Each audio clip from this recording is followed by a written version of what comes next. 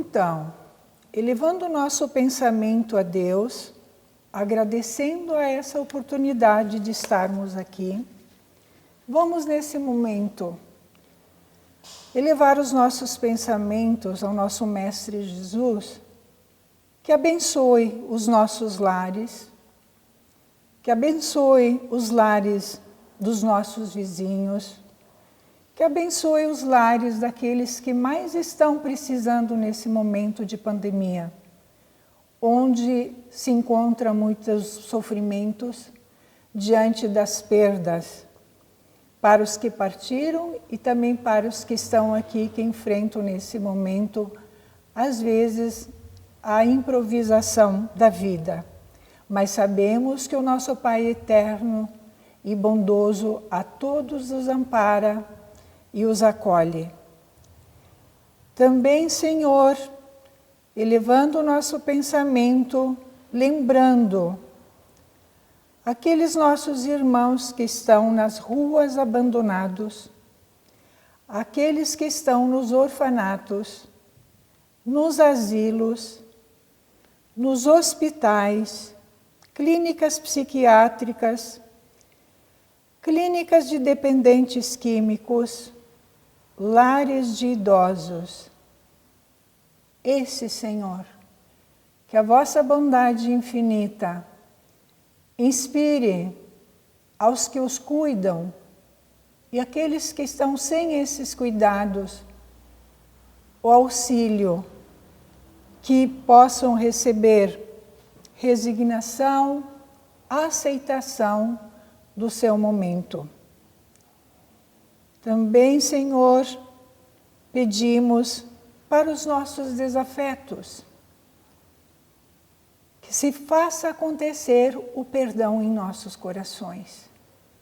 Mais do que nunca nesse momento, é necessário rever os nossos atos, as nossas atitudes.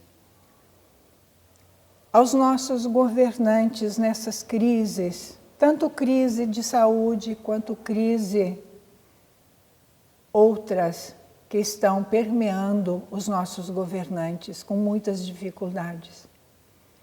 Que recebam o auxílio divino, iluminando suas mentes, para que possam governar com discernimento e com amor.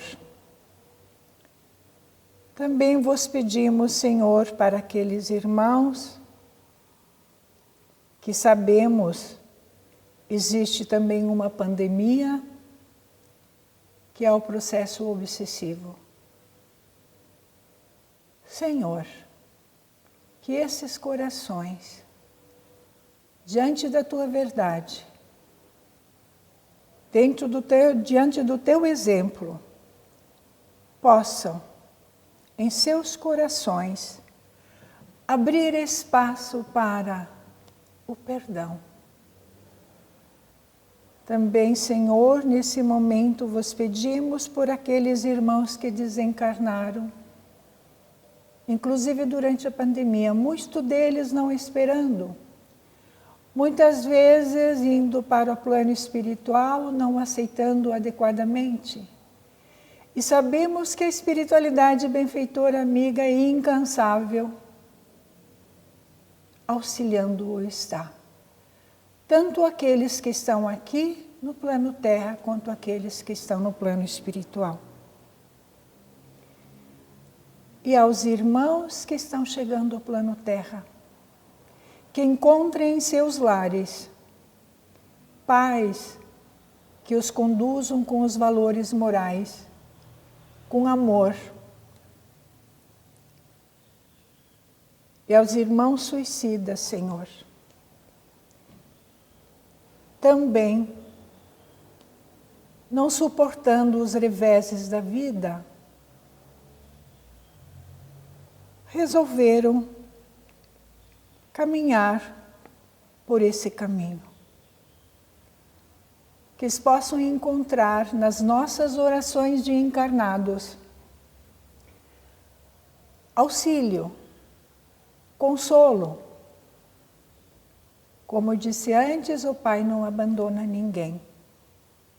E que possam, durante esse tempo, repensar com o tempo para a reprogramação de uma nova existência, onde, com a coragem, eles possam dar conta das suas questões. E nesse momento, Senhor, vos pedimos que em todos os lares, nas clínicas psiquiátricas, nos asilos, nos orfanatos, as águas sejam por vós fluidificadas com os elementos salutares para a saúde de todos aqueles que se encontram necessitados principalmente, e todos somos necessitados. Agradecendo então a espiritualidade benfeitora e amiga por esse momento, sejam abençoados todos, também aqueles que estão nos assistindo, e que assim seja. Uma boa noite, queridos irmãos, queridos amigos. Que maravilha podermos estarmos aqui, conectados virtualmente, com os nossos benfeitores, com Jesus e com o nosso Pai Maior. Mas a proposta desta noite, que a nossa abençoada Casa Espírita Fraternidade nos traz, é justamente mais um tema para as nossas reflexões. E este tema que a nossa casa nos traz, sobre a indulgência, um tema fantástico, por tantas vezes que às vezes lemos, não compreendemos, e basta nós estudarmos para poder compartilhar que ela mexe com a gente.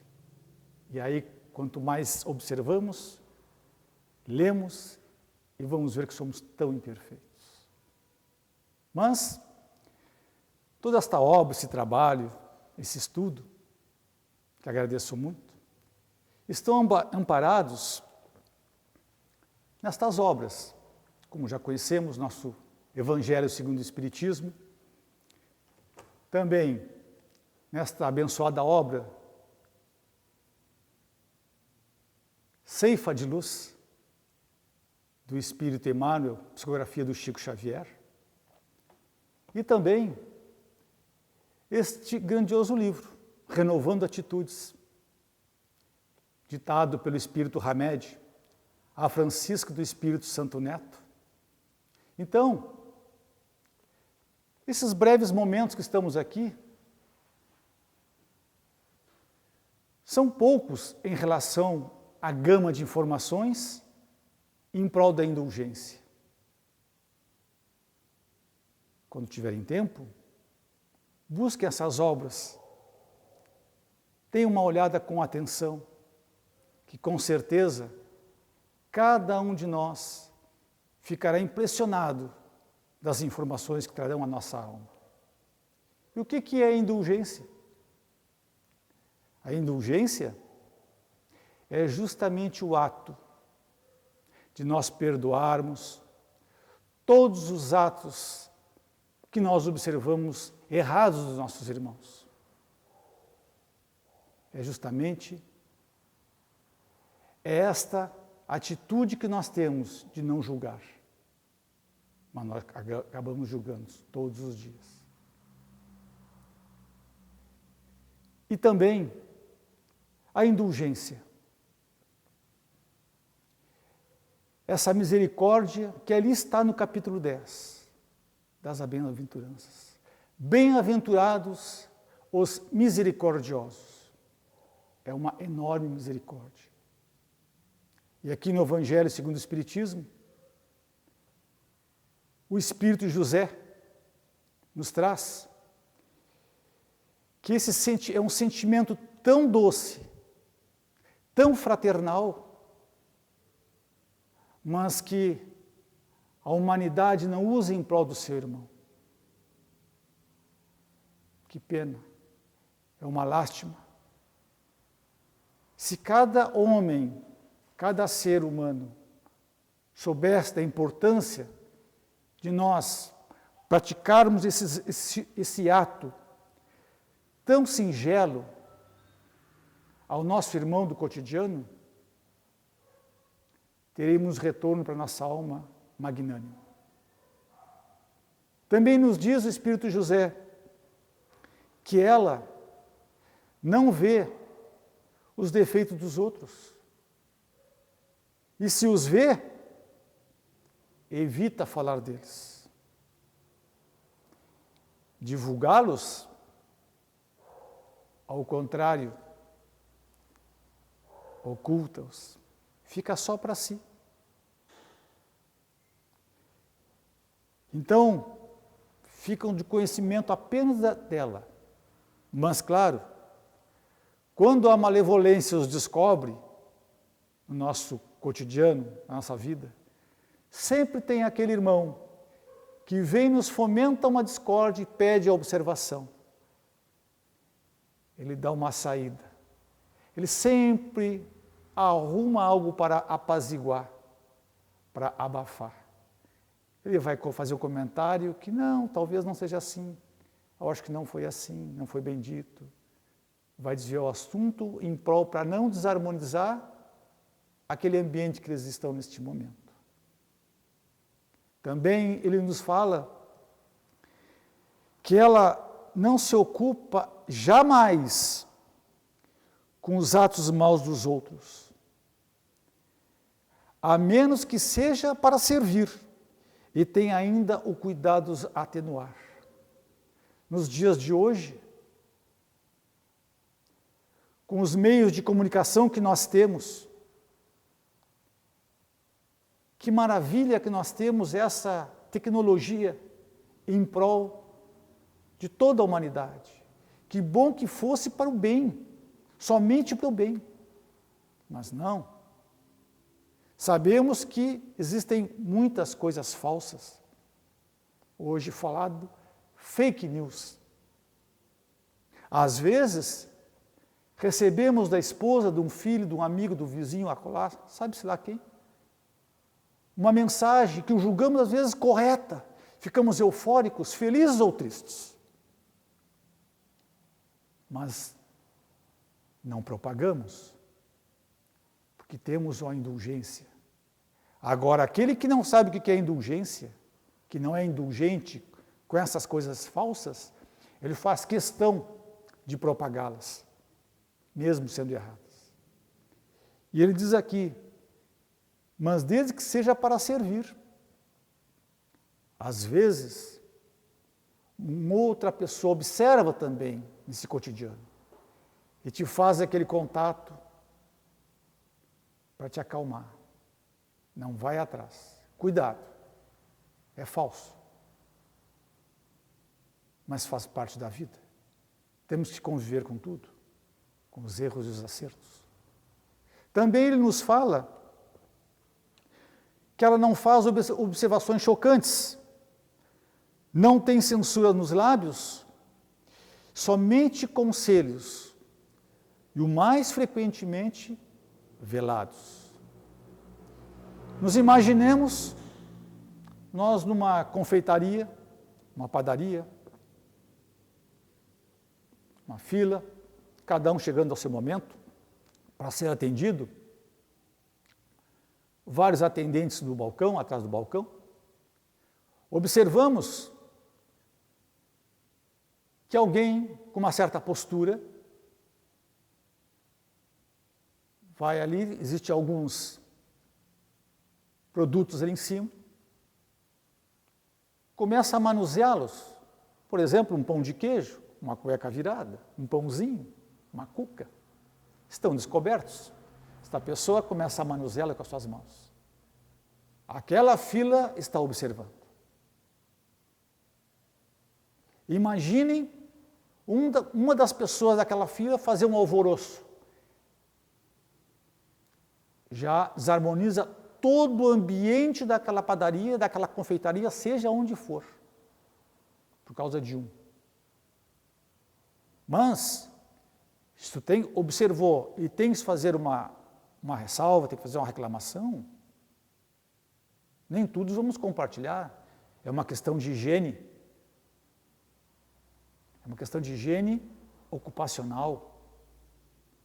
É uma questão de higiene sanitária. Tu não pode achar que é normal. Não. Opa! Quando há a possibilidade, tu chamares o quê? O atendente num canto e diria, olha, nem excitaria a pessoa, mexeram naqueles pães, mexeram naquele pão de queijo. Ela meteu as mãos, vocês não observaram. Para ela poder retirá-los daquele ambiente contaminado e ceder para outras pessoas. Então, aquele que pratica a indulgência, ele é reservado. Já tem esta educação. Aquele que ainda não tem, que é ignorante, infelizmente ele vai fazer um alvoroço. E compete a quem? Aquele que tem o respeito da indulgência, fazer uma prece em prol de toda aquela harmonia daquele ambiente que se mantenha harmônico, que se mantenha em paz. Porque a prece é o maior e melhor instrumento que nós temos, por ensinamento de Jesus, em prol de toda a nossa atmosfera que aqui vivemos, para o nosso amor, para o nosso carinho, para a nossa paz, por tudo. E também, o Espírito de José nos diz assim, ó homens, quando vós julgareis os vossos próprios corações, os vossos próprios pensamentos, os vossos próprios atos, e deixar de se preocupar com os atos dos teus irmãos, quando não abrireis os vossos olhos, senão para ti mesmo. Mas não, tu não olha para ti, tu olha sempre para os outros. Mas quando tu vai parar de olhar, observar os atos dos outros, o que tu faz? Conhece-te a ti mesmo. Olhemos na questão 919 do Livro dos Espíritos, está lá, conhece a ti mesmo. É perguntado, Kardec pergunta aos Espíritos, qual o meio mais prático, mais eficaz, para que eu possa melhorar nesta vida e que não me deixe entrar nesses arrastamentos do mal? Está bem claro, questão 919, conhece a ti mesmo, coisa que nunca fizemos, não olhamos ao nosso interior, não olhamos para o interior das nossas almas. E também, conhecendo a ti mesmo, nos diz Emmanuel, no livro Vinha de Luz, capítulo 52. Ao adentrarmos nesse conhecimento de nós mesmos, nós temos por obrigação compreender e desculpar na sustentação do equilíbrio nosso e em torno de nós. Daí, diz ele, justamente pela necessidade da nossa convivência. Porque nós nos espelhamos uns aos outros. E desse espelharmos uns aos outros, como ele diz, não é para nós nos criticarmos, mas é justamente para nós podermos nos entender. Por isso que é necessário esse espelhamento de uns aos outros. Então, quando ele fala que nós temos que nos entender, faz parte dessa convivência. Que esta convivência está onde? Já parte desde a nossa sociedade familiar. Começa ali. Antes de nós nos expormos à sociedade externa da nossa família, a sociedade do mundo. Então, para nós termos esta situação, este convívio, esta paciência, olhemos no Evangelho segundo o Espiritismo, capítulo 9, bem-aventurados os brandos e pacíficos, item 7, paciência. Um espírito amigo ali nos diz, Joana de Ângeles nos diz assim, a necessidade que nós estamos ali de perdoar os nossos irmãos. Por que perdoar os nossos irmãos? Porque este ato dessa convivência, de nós nos tolerarmos uns aos outros, é uma enorme de uma caridade para nós. Enorme caridade para nós. Nós necessitamos de toda essa gama de irmãos com N defeitos. Eles são colocados à nossa frente, com seus defeitos, justamente para a nossa educação. Encontraremos no nosso vínculo familiar ou fora dele pessoas maravilhosas, queridas, afetuosas, moças. Às vezes um filho é uma moça dentro de casa, de tanto carinho, tanto respeito. Fantástico. Naquele mesmo vínculo familiar, aquele filho que é da pá virada. Mas que coisa horrível. Como é que esse rapaz pode ser assim? Como é que essa filha é assim? A outra é uma perfeição e esta é assim. Mas tem o do meio. Então esta oscilação de bons e mais ou menos e pessoas perfeitas, Deus é tão bom que nos coloca todas elas durante essa vinda no mundo físico, justamente para nós nos educarmos. Por isso que estamos aqui, para nos educarmos. E essa educação da nossa alma, a educação moral da nossa alma, está ali no nosso trabalho, no nosso esforço, no nosso sofrimento.